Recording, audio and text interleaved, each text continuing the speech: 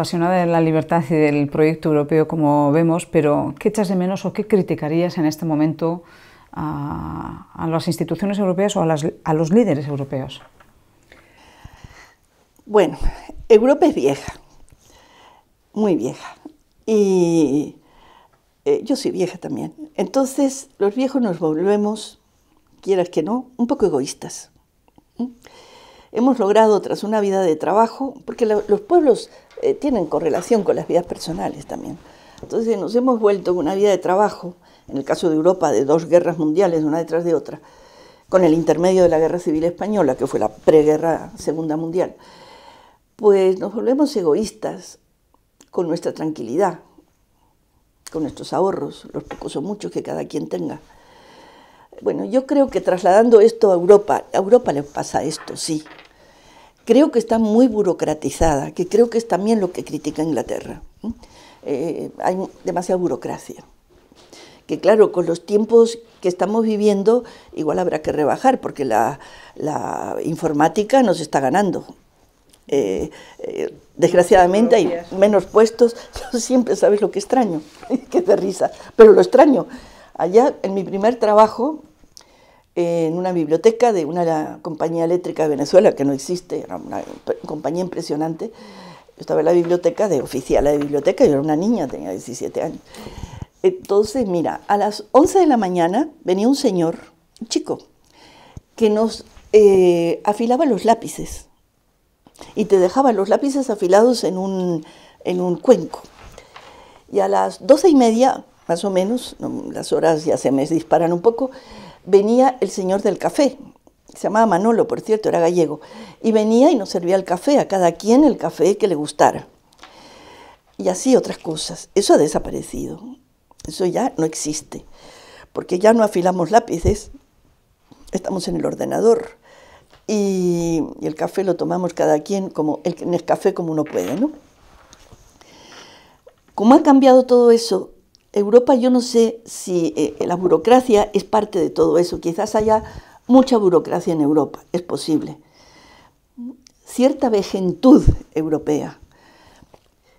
Pero también, recordando la guerra mundial y la reacción americana, también creo que es entendible, yo no digo que sea perdonable, sino entendible, que el problema sirio asuste.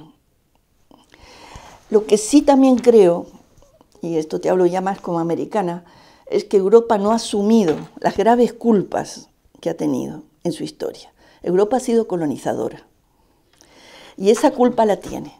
Y entonces ante Siria debería ser, creo que la Merkel lo es, un poco más suave en su política.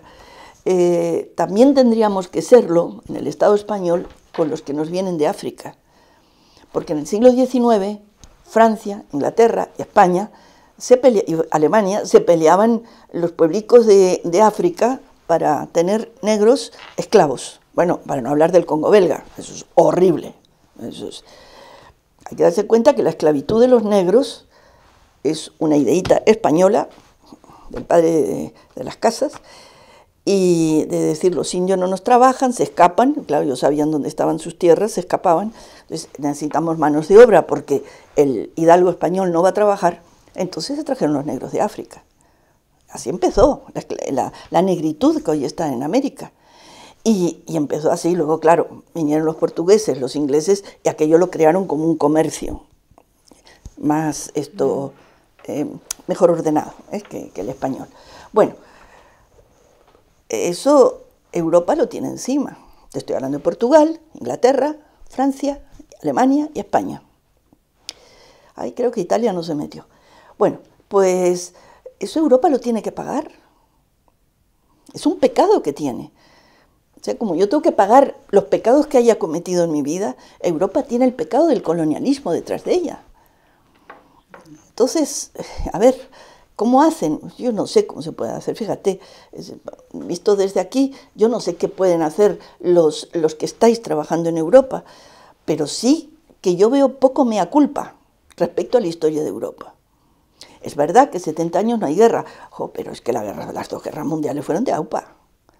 Y la Primera Guerra Mundial, con su peste la peste española que se llamó, que no es justo porque solo es que España dio partes oficiales de la peste, pero la peste española llegó a China, llegó a Uruguay, llegó a todo el mundo, venía de los campos de guerra. Entonces todo eso Europa tiene que hacer un mea culpa, porque a Uruguay le entró un barco con peste y hubo peste. ¿Qué tenía que ver Uruguay con la guerra europea, la primera? Y así, o sea que al que no iba a la guerra le tocaba la peste, le tocaba todo. Entonces yo creo que Europa necesita un mea culpa. Ahora también entiendo, y vuelvo a América, el miedo. ¿Qué es lo que me está entrando? Puedo asumirlo cuando hay paro en Europa. Cuando hay paro en el Estado español hay un paro espantoso. Bueno, mi hijo el pequeño es un producto del paro. Entonces, ¿cómo lo hacemos?